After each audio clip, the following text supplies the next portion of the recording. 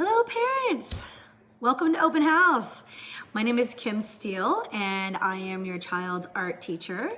I've been teaching out here I'm going on my 5th year now, and previous to coming to Greenville, I was a high school teacher, first 6 years out in Pasadena, and then another 3 years at Bishop McGinn Private School, downtown Albany.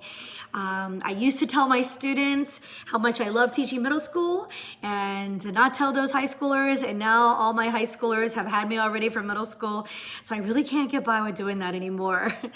But I do. I love the young ones. They're still excited. They kind of give me a lot of great energy as a teacher, which in turn helps me out because I also teach several high school art classes here as well.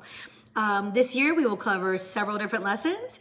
They are all sort of building on the foundations of the arts, learning about the elements of art and the principles of design. And the whole idea is when they get on to high school, they already sort of have at least a basic understanding of these terms so that when they're challenged in upper level classes, they can go, oh yeah, we learned about that in Miss Steele's class.